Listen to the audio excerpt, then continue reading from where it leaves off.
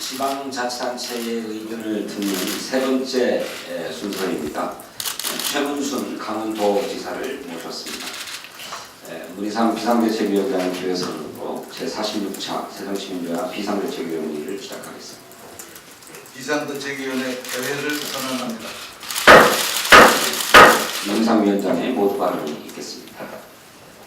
정부의 신년 첫 업무 보고가 시작되었습니다. 대통령은 노동시장의 구조개혁은 상적 전략이라고 하면서 오는 3월까지 개혁 대책을 마련하라고 주문했다 합니다.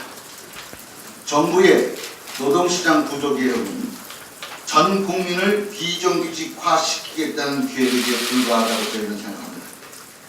비정규직 차별을 개선하는 데 방점이 있는 것이 아니라 정규직을 비정규직에 준해서 전방위적으로 하향 편준화 시켜버리겠다는 계획입니다. 노사정위원회가 2개월이라는 짧은 시간 내에 일을 하게 할 것이라 낙관하는 사람은 안 무섭습니다. 이미 노동계에서는 총파업을 예고하고 있습니다. 노동시장 구조개혁은 고통분담을 기업이 아닌 국민에게 떠넘기겠다는 책임 전가에 불과할 뿐입니다. 은행의 주택담보대출 65%가 원금 상환은 꿈도 못 꾸고 이자만 내고 있다 합니다. 349조 중 227조가 몇 년째 만기 연장만을 하고 있는 상황입니다. 가계대출이 사상 최대폭으로 2달 연속 7조 원대를 기록하면서 고공행정 중이고 가계대출 증가 속도는 1년 만에 2배로 빨라졌습니다. 이런 상황에서 노동시장의 무차별적 구조개혁으로 비정규직이 양산되고 가계소득이 불안해진다면 우리 경제는 우리가 상상할 수 없는 깊은 나락으로 떨어지게 된다고 저희는 생각합니다. 경제는 심리라고 합니다. 그 심리의 대전제는 신뢰입니다. 실패한 경제 기조를 반복만 하고 있는 정부에 신뢰를 보낼 국민은 없습니다. 정부에게 노동시장 구조개혁의 기조 대전환을 촉구합니다. 지금은 가계소득을 안정적으로 보장해줘야 합니다. 지금은 정규직 하향 평준화 정책이 아니라 전 분야에 걸쳐서 폭발적으로 증가하고 있는 비정규직 차별 해소에 적극 나서야 한다고 생각합니다. 언론 보도에 따르면 개성공단 입주기업 85.7%가 통일부에 만족하지 못하는 것으로 나타났습니다. 통일부가 공단 활성화를 위한 아무런 노력도 하지 않아 차라리 담당 부처를 경제부처로 바꿔달라는 게 많은 입주기업들의 생각입니다. 개성공단이 가동된 지 10년이 넘었습니다. 10년이면 강산도 변한다는데 새누리당 정권 7년간 개성공단은 제자리 걸음만 반복하고 있습니다. 개성공단은 남북협력의 상징이자 중소기업의 활로입니다. 또 한반도 평화 안정의 상징이자 통일대박의 시작이기도 합니다. 개성공단의 성공을 위해서는 남북관계 개선이 선행되어야 합니다. 특히 5.24 조치는 북한보다는 우리 기업들의 발목만 잡고 있는 실정입니다. 최근 북측이 남북 정상회담에 이어 두만강 지역 개발에 대한 남북 경협의 의지를 표명하고 있는 만큼 5.24 조치 해제, 금강산 강강 재개 등 남북관계 개선을 위한 정부의 전향적인 자세를 다시 한번 촉구하는 바입니다. 이상입니다. 이어서 우윤건 원내대표께서 발언하시겠습니다. 네, 의정부 대형 화재 사건에 이어서 어저께 남양주에서 발생한 화재로 또다시 두 사람이 생명을 잃고 10여 명이 부상을 입었습니다. 참으로 안타깝고 가슴 아픈 일입니다. 거듭 강조하지만 국민의 생명과 안전보다 우선하는 가치는 없습니다. 지난해 세월호 참사도 엊그제 의정부 참사도 그 배경에는 이명박 정부에서 시작된 무분별한 규제 완화 조치가 자리 잡고 있습니다. 그런데도 박근혜 정부는 규제 완화만을 강조하고 있습니다. 국민의 생명과 안전에 대한 근본적인 인식 전환이 필요합니다. 내일 원자력 안전위원회는 소명을 다한 월성 원전 1호기에 대한 운전을 계속할지 여부를 심사한다고 합니다. 경제성이 국민의 안전과 생명보다 우선할 수 없습니다. 나름의 엄격한 안전검사 기준을 통과했던 일본 후쿠시마 원전도 나중에는 걷잡을 수 없는 재앙의 원천이 되었다는 점을 정부는 잊어서는 안 될 것입니다. 수명을 다한 노 원전의 안전한 가동을 고집하는 노 원전의 위험한 가동을 고집하는 어리석은 결정이 있어서는 안 될 것이라는 점을 경고합니다. 박근혜 대통령의 신년 기자회견에 대한 국민의 실망이 이만저만이 아닙니다. 국민의 기대를 저버린 대통령의 마이웨이 기자회견에 국민은 책임의 부재, 공감의 부재, 희망의 부재만을 확인했을 뿐입니다. 정윤회 게이트 비선 실세 국정농단 사건에 대한 대통령의 진정성 없는 사과, 그리고 의혹의 핵심인 문고리 고적 3인방에 대한 무한 신뢰는 국민을 절망감에 빠져들게 하고 있습니다. 이들을 사퇴시키고 국정을 바로잡으라는 국민의 존엄한 명령은 대통령은 거부했습니다. 불통 대통령, 독선 대통령입니다. 어제 언론에 보도된 문서 유출의 배후는 또 다른 의혹을 증폭시키고 있습니다. 밤낮으로 국민의 어려운 민생을 걱정하고 해결해야 할 청와대가 거꾸로 문제를 일으키고 의혹을 증폭시켜서 국민이 청와대를 밤낮으로 걱정해야 할 지경입니다. 하루속히 이 모든 문제를 해결하기 위해서 대통령은 알렉산더 대왕이 고르디우스의 매듭을 일거에 잘라내듯이 신속하게 전면적인 인적 쇄신을 단행해야 할 것입니다. 국회는 특검을 의결해서 국민적 의혹을 또한 신속히 해결해야 할 것입니다. 어제 발표된 박근혜 정부의 10번째 부동산 정책이 있었습니다. 이번 발표의 가장 큰 문제는 3월 새학기 봄 이사철을 앞두고 벌써부터 들썩이고 있는 전월세난을 완화하는 내용은 전혀 찾아볼 수 없다는 점입니다. 임대료급 상승으로 주거부담의 폭탄을 또다시 무주택 서민이 따지게 처리해 놓였습니다. 이번 발표는 서민 주거 안정은커녕 기업들만 배불리게 하는 정책이라는 점을 지적하지 않을 수 없습니다. 박근혜 정부의 잘못된 부동산 정책, 경제 정책으로 전셋값은 폭등하고 국민들은 빚더미에 고통받고 있습니다. 내 집 마련의 꿈은 더욱 멀어져 가고 내일의 희망은 더욱 어두워지고 있습니다. 박근혜 정부에 촉구합니다. 잘못된 경제 정책, 부동산 정책을 전면 재검토하고 후보 시절의 초심으로 돌아가서 서민 주거 안정 공약을 돌이켜보시길 바랍니다. 임시국회가 오늘 마무리됩니다. 세월호 참사의 추이를 위한 세월호 보상배상법을 제정하고 40조 원의 혈세 낭비, 국부 유출 진상규명을 위한 자원개발 국정조사 계획서를 채택했습니다. 그럼에도 불구하고 많은 아쉬움이 남습니다. 2월 임시국회에서는 반드시 부패 비리 척결의 국민적 영혼을 담은 김영란법을 최우선적으로 처리하겠습니다. 그리고 대통령 친인척과 측근 비리 예방을 위한 특별감찰관 후보도 2월 임시국회에서 반드시 완료하도록 하겠습니다. 내일은 여야 대표, 원내대표 간의 2+2 회담이 예정되어 있습니다. 당면한 정치개혁 특위 구성과 권력 독점의 폐해, 국민 절대다수가 요구하는 제왕적 대통령제 폐단을 바로잡는 개헌특위 구성에 관한 본격적인 논의를 시작하도록 하겠습니다. 이상입니다. 다음으로 이석현 비대위원께서 발언하시겠습니다.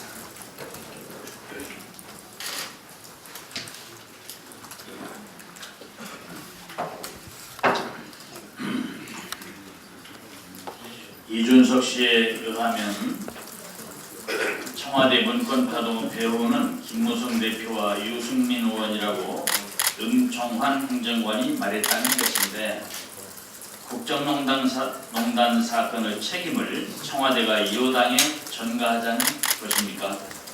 집중수사한 검찰도 그런 얘기는 없었는데 일개 행정관이 검찰 수사 결과를 빈대떡 주듯 그렇게 말한 것이 사실이라면 그 행정관의 배후는 또 누구입니까?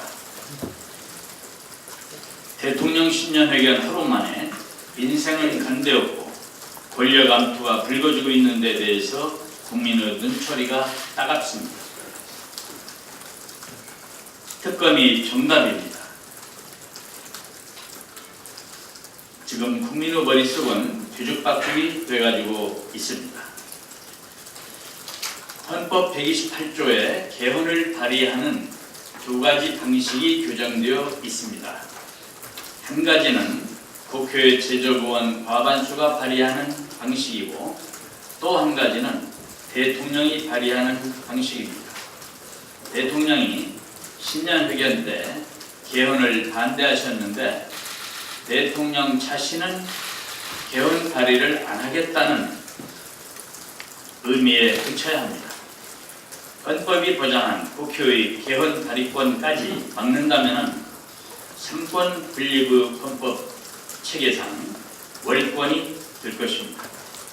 여당은 입법으로서의 중심을 잡고 앞장서서 개헌을 추진할 것을 거듭 촉구합니다. 이상입니다. 네, 다음으로 인재근 비대위원께서 발언을 해주시겠습니다. 대통령의 신년 기자회견이 있었습니다. 혹시나 했는데 역시나였습니다. 이번 기자회견은 대통령 말 맞다나 정말 드물게 보는 솔직한 기자회견이었습니다. 이번 기자회견으로 불통의 근원이 십상시도 아니고 문고리도 아닌 대통령 자신이었음이 드러났습니다. 이제 청와대에 대한 어떤 기대도 어려워졌습니다. 그런데 안타깝게도 여당마저 국민을 실망시키고 있습니다. 청와대가 국민과 담쌓고 있는데 새누리당마저 청와대의 눈치를 본다면 대한민국은 어디로 가겠습니까? 새누리당 지도부에 한마디 하겠습니다. 이제 당이 나서서 제대로 된 정치를 시작하시기 바랍니다. 민정수석이 항명도 항명이 아니라고 한 대통령께서 설마 새누리당의 독자적인 목소리를 항명이라고 하겠습니까? 새누리당이 청와대가 포기한 정치, 민심을 반영한 정치를 시작할 것을 강력히 촉구합니다. 네, 그래서 원혜영 비대위원께서 발언해 주시겠습니다. 네, 저도 대통령 신년연설에 한 말씀 드리겠습니다. 오불관원, 아전인수, 자화자찬, 구태의원, 대통령 신년연설을 들으며 떠오른 단어들이었습니다. 국민적 의혹이 쏠린 비선 실세 문제에 대해서 대통령은 안면몰수 오불관원하는 태도를 취했습니다. 국민 안전을 위협하는 대형 사고가 끊이지 않는데도 규제 완화로 경제가 활성화되고 있다며 아전인수했습니다. 서민의 삶은 유례없이 고달픈데 확인되지 않은 정책 성과를 부풀려가며 자화자찬했습니다. 통일 문제를 포함한 모든 분야에 걸쳐 구태의연한 과거의 주장을 반복했습니다. 2014년 신년연설과 달라진 것은 대통령의 의상뿐이었습니다. 대통령이 경제 활성화법이라고 이름 붙인 빨간 자켓은 국민들 눈에 그저 국정의 적시도로만 보일 뿐이었습니다. 대통령 연설에는 쇄신과 반성이 없었고 듣는 국민들에게는 희망이 없었습니다. 대통령은 국민의 신뢰를 포기하는 대신 측근에 대한 신뢰를 선택했습니다. 연설 내용 그 어디에도 국민은 없었습니다. 제왕적 대통령제의 필연적 귀결인 무책임과 독선의 정치를 극복하기 위해 조속한 개헌 논의가 불가피함을 다시 한번 깨닫게 해준 연설이었습니다. 스스로 돌아올 수 없는 강을 건너고 있는 박근혜 대통령께 축원을 합니다. 이제라도 과감한 인적 쇄신을 통해서 국정을 새롭게 하기 바랍니다. 통일에 대한 공허한 선언 대신 남북 간 대화를 위한 실질적인 노력을 기울여야 할 것입니다. 시간이 없습니다. 끝끝내 국민의 쇄신 요구를 거부한다면 남은 것은 길고 어두운 레임덕분임을 대통령은 분명히 인식해야 할 것입니다. 네, 끝으로 최문순 강원도지사께서 발언을 하시겠습니다.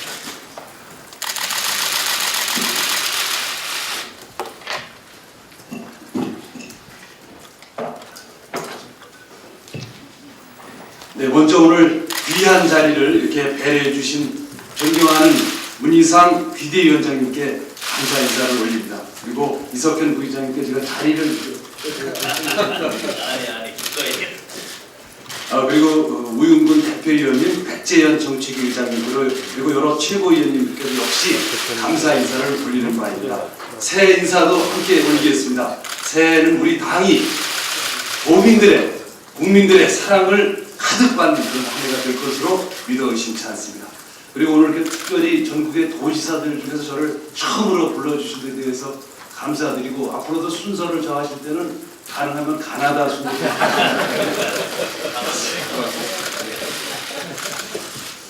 우선 감사 인사를 먼저 올리고자 합니다. 작년에 우리 당의 강력한 지원으로 강원도의 예산과 법률이 아주 만족스럽게 확보됐다는 보고를 해 올립니다. 이 자리를 빌어서 진심으로 감사 인사를 드립니다. 강원도민들이 우리 당의 이런 노력과 배려를 아주 잘 알고 있다는 보고를 함께 올리고자 합니다. 강원도의 우리 당의 기반이 만족스럽지는 않지만 자랑스러운 당의 정체성을 잘 지키고 동시에 도민들의 삶을 구체적으로 개선해서 대한민국의 민주주의를 이끌면서 대통령을 두 분이나 배출한 자부심을 잘 지켜나가도록 하겠습니다.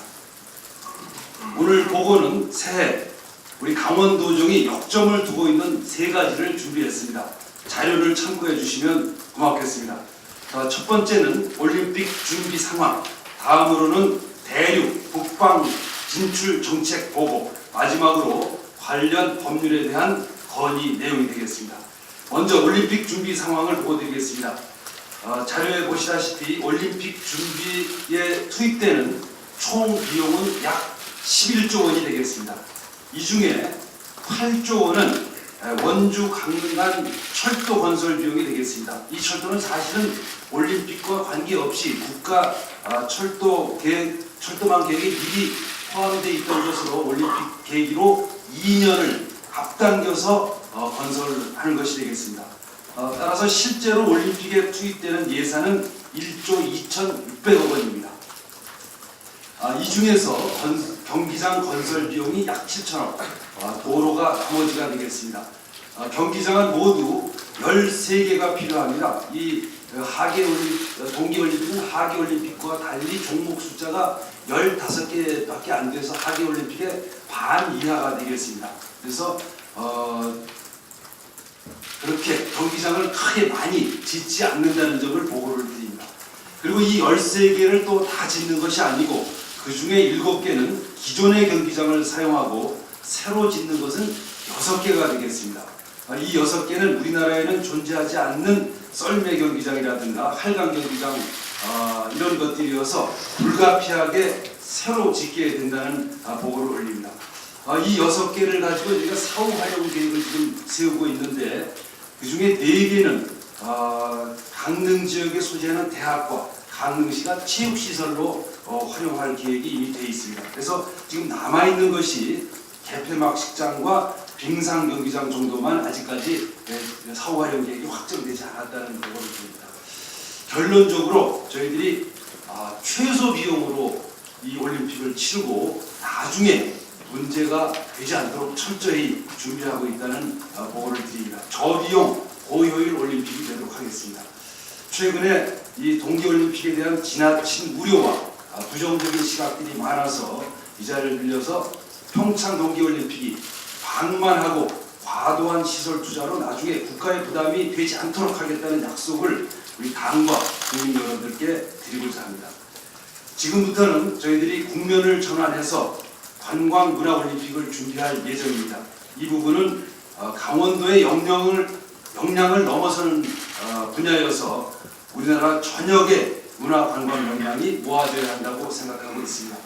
런던 올림픽의 경우에는 올림픽이 열리는 지역뿐만 아니라 영국 전역에서 문화예술 공연이 같은 기간에 진행된 바가 있습니다. 저희들이 문화체육관광부와 문화올림픽 계획을 작성하고 있습니다. 올해 국비 700억 정도를 투자할 예정입니다. 당의 지원과 관심을 부탁해 올립니다. 두 번째, 대륙 북방 정책 보고드립니다. 우리 강원도는 유일한 분단의 고통을 오래 깊게 겪고 있는 그런 지역입니다. 올해는 북방 정책, 대륙 진출 정책에 역량을 집중할 계획을 가지고 있습니다. 그래서 나진 선봉, 핫산, 두만강 유역과 백두산을 우리 동해안과 육해공으로 연결하는 것을 도정의 목표로 삼고 있습니다. 그리고 속초를 자유무역지대로 만들어서 백두산으로 가는 항로를 확보하고 대륙으로 연결되는 거점으로 삼을 계획입니다. 이를 위해서 속초항과 동해항의 확장, 양양공항의 활성화와 활주로의 연장, 춘천 속초 간 철도를 추진하고 있습니다. 우리 경제의 미래가 될 대륙 진출 정책에 큰 관심과 애정을 부탁해 올립니다. 세 번째로 관련 법안 세 가지에 대한 관심을 부탁드리겠습니다. 저희들이 강원도 철원에 공단 하나를 만드는 법안을 국회에 지금 계류 중입니다. 그러니까 남쪽 개성공단이 되겠습니다. 개성공단은 북쪽에 있는데 저희는 남쪽에 남북 평화공단을 하나 만드는 것을 추진하고 있습니다. 이 관련 법안이 국회에 계류 중입니다. 우리 최고위원님들의 관심을 부탁드리겠습니다. 그리고 저희들이 양양공항을 살리기 위한 항공운수 사업법, 그리고 동계올림픽 관련법, 이렇게 올라가 있는 강원도 관련 법안들을 잘 보살펴 주시길 부탁드리겠습니다. 이상 보고를 마치겠습니다. 다시 한번 민주주의의 산실이자 보루인 자랑스러운 새정치민주연합의 문희상 위원장님, 이석현 부의장님, 유흥근 원내대표님을 비롯한 여러 최고위원님들께 새해 인사와 감사 인사를 함께 해드립니다. 고맙습니다. 박수 한번 쳐주세요.